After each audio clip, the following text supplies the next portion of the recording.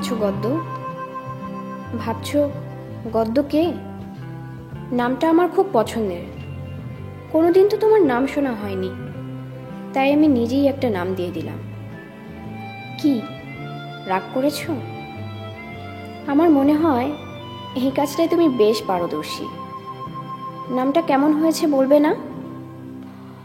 অবশ্য তোমার নাম গদ্য না দিয়ে প্রবন্ধ দিলেই বেশি ভালো হতো। সব সময় গম্ভীর, কথা মুখ থেকে বের হয় নাকি মানিব্যাগ থেকে সেটা তুমিই ভালো জানো। কি রাগ করছো নাকি আবার? নিশ্চয়ই ভাবছো এই মেয়েটা অযথা কী সব বকছে। আসলে কদিন ধরে তোমাকে একটা কথা বলতে চাচ্ছিলাম, সাহস হয়নি, তাই লিখেই ফেললাম। আমাকে তুমি প্রথম কবে দেখেছো জানি না, তবে আমি তোমাকে দেখার আগে তোমার মাঝে আমাকে দেখেছি। কি বুঝতে পারছো না? একটা ছেলে কেনই বা রাস্তার ধারে বসে একটা মেয়ের ছবি আঁকবে? আমার জন্যে তোমার মনে কিছুটা হলেও ভালোবাসা আছে, কোনো সন্দেহ নেই। তবে কথাটা বলার মতন সাহস বোধহয় তোমার হয়নি। কাপুরুষ কোথাকার।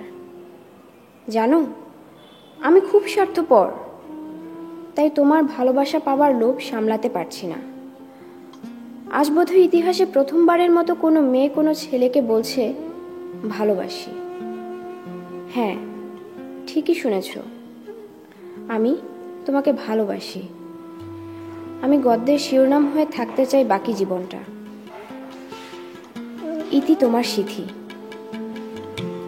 জানি না সিথি হয়ে তোমার চুলে বিলি কাটতে পারবো কিনা, তবুও।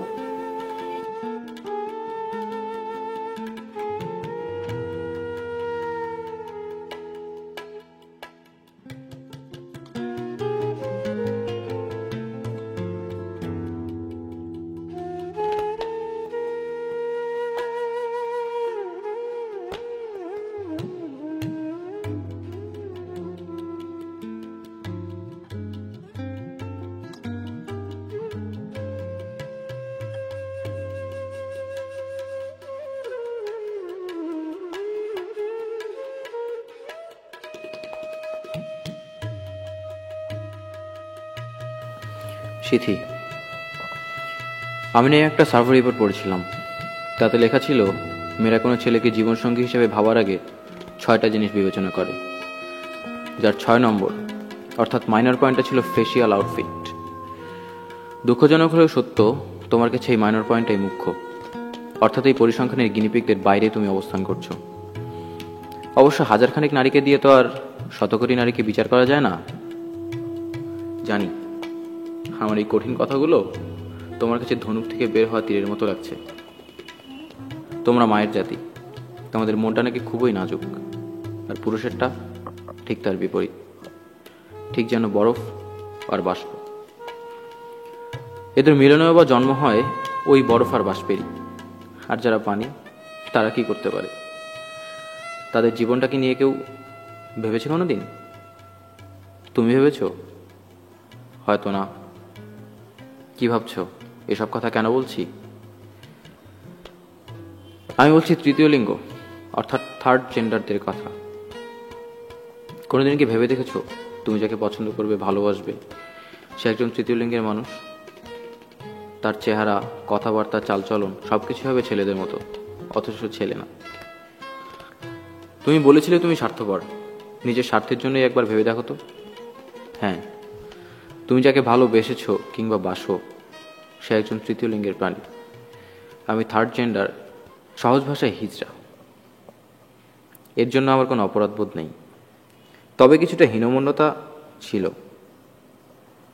তাই সমাজের তীক্ষ্ণ দৃষ্টি এড়িয়ে চলতে চেয়েছিলাম। গা ঢাকা দেওয়া যে বেশ কঠিন কাজ, তা তুমি আমাকে বুঝতে শেখালে। শারীরিক অক্ষমতা নিয়ে কারো আবেগের সাথে খেলা করা যায় না, এই নির্মম সত্য তোমার কাছে গোপন করতে পারলাম না। এখন থেকে ভেবেছি সকল সামাজিক হীনমন্যতা পরিহার করে নিজের মতো করে বাঁচব। মানুষের জন্মেছি, এই বা কম কি? জানিয়ে চিঠি পড়ার পর আমাকে আর খোঁজার চেষ্টা করবে না, সামনে দিয়ে হেঁটে গেলেও হয়তো চিনবে না, তার প্রয়োজন অবশ্য নেই। ইতি অতুল। শীত হয়ে যার চুলে বিলি কাটতে চেয়েছিলে।